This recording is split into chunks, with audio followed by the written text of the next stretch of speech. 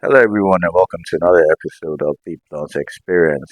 If you're new to this channel or new to this podcast, I need to let you know one thing. At the Blunt Experience, we dabble into topics related to the society, topics related to culture, and yeah, sometimes we actually talk about politics.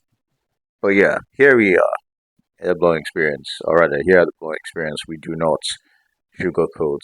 We're brutally honest. We're very direct. We don't hold back at all. And if you like that sort of thing, I actually love if you can subscribe to this channel and maybe like this video if you watch it to the end. Honestly, it will help a lot with the algorithm. It help actually share this video to people that might also appreciate a podcast that isn't sugarcoating things or lying to people or trying to pretend or trying to seek clout or going with popular opinions and all that. There's a lot of unpopular opinions on this podcast. But yeah, subscribe. Now, I want you to have a look at this video and all. Let's talk about it once we're done.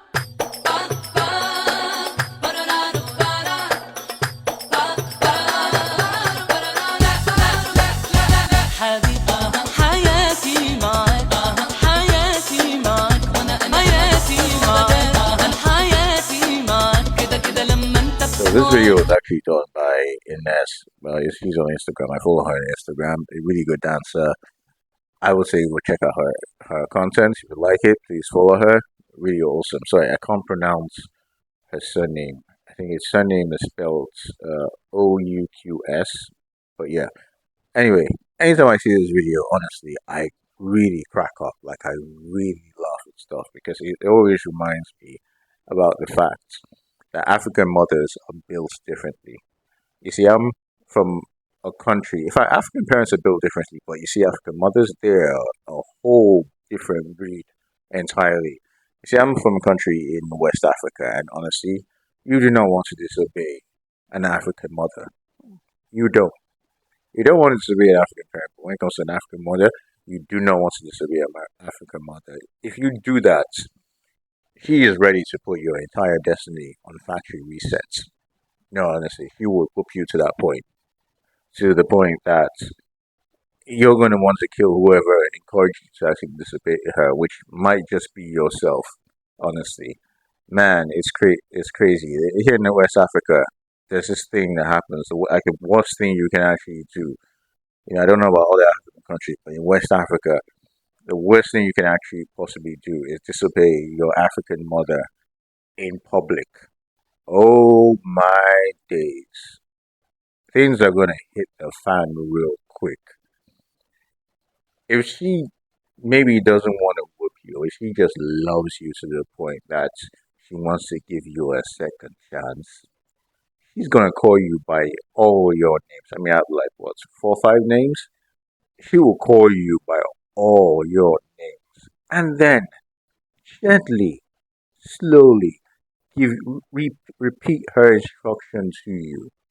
And should you decide to disobey again, because I don't know, at this point, even the devil is thinking, "Yeah, nigga, I don't want the smoke, you know."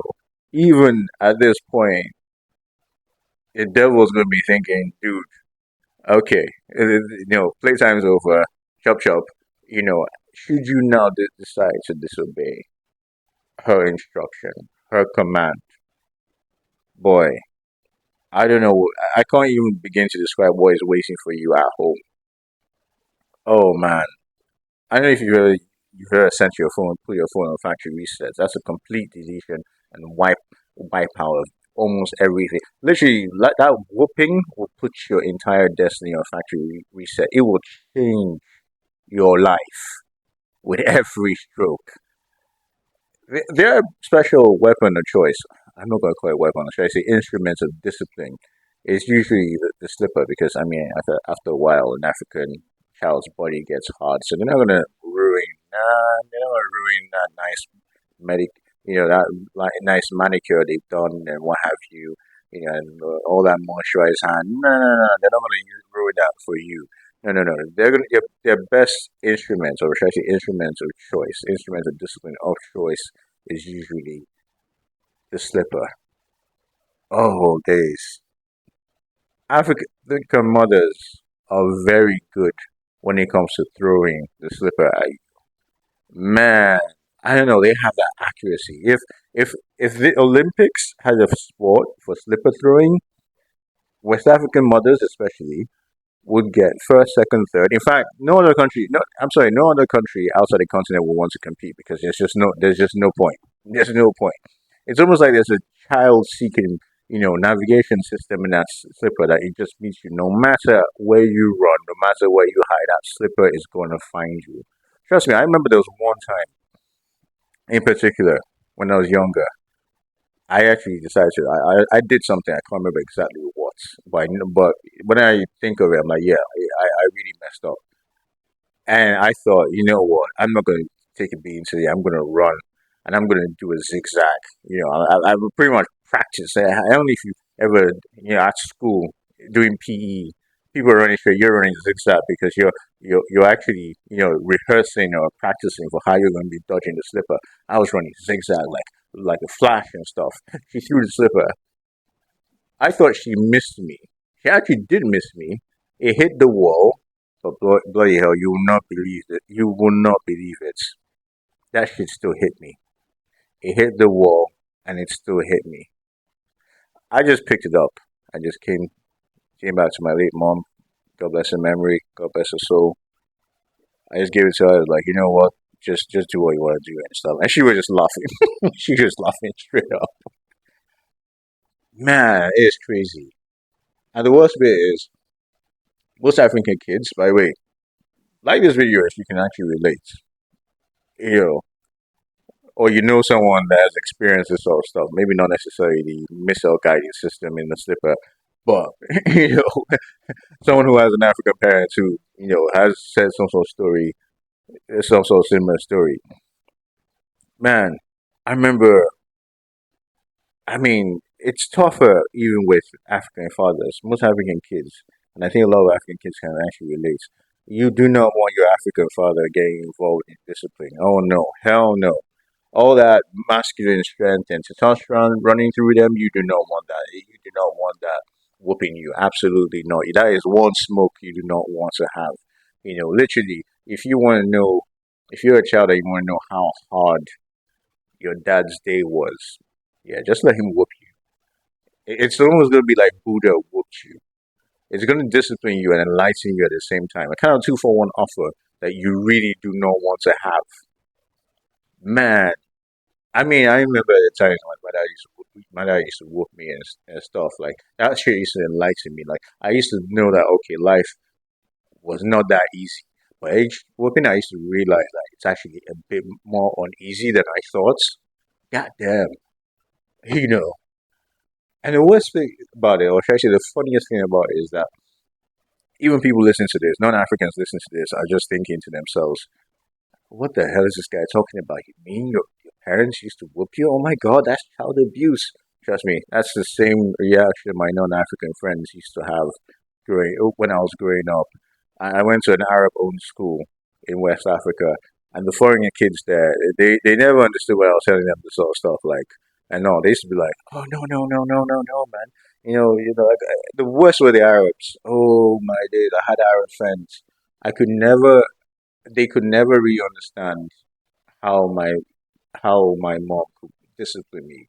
I don't know, maybe it's because they have a different family dynamic or something, or it was just down to their own families or something. But I remember there was one time my late mom came to school and stuff, and ordered me was like, I'm giving you 3 minutes to get to the car. You get 3 minutes to get to the car, and you better not keep me waiting. Man, I ran. I left the basketball I was playing. I ran, grabbed my bag, head straight to the car. I remember one of my Arab friends telling me like, no, no, no, Habibi, you shouldn't be doing that. Your mom shouldn't be speaking to you like that, Habibi. She can't be saying that kind of thing, Habibi. In my head, I'm thinking, nah, the devil's a liar, man. You're not gonna. Nah, the devil's not gonna tempt me. He's like, nah, nah, you should tell your mom not to speak to you like that, yeah, baby. I was like, no, no, no. It's one of the reasons why I used to keep my Arab friends away from the house. you know, no offense to them, they're awesome guys, But there was one I remember. I eventually allowed him to come to the house. I made sure my parents were not allowed because I was not gonna have anyone put me into more trouble than I can get myself into. And I remember as soon as I heard my mom was on the way home, I just said, "Man, dude, you got to go. You got to go. You need to go. You need to move. Nice seeing you. I'll come see you. I'll come see you when I can come see you. Yeah, you need to go." And he was like, "Oh, no, no, no, but we're just in the middle of the movie." I was like, "No, no, no, no, no. Listen, Habibi, let's go. You need to go. You need to go." She comes in. He's leaving, going to his car.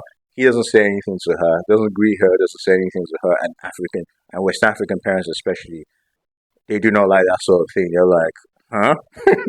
That is rude, you know. And he got in, and in my head, I was just thinking, thank God, this is the reason why I can't let this guy stay in the house. But yeah, African parents, man, African parents, especially African moms, they are built differently. They're built differently, honestly. Yeah, God created them separately, honestly. And no, shout out to them. Shout out to them. Huge shout out to them. Look, if you can relate to what I'm talking about, if you can actually, or you know someone who can relate to it, please share this to that person. If you can relate to it or have a story about an African friend who who's gone through the same thing or something, hey, leave a comment. I love, love, love to listen to this. Or rather, should I say, read the stories in the comments and stuff. Let's talk more about it and all. But yeah, I hope you enjoyed this episode of the Blunt Experience, guys. See you on the next episode. Stay blessed and stay safe.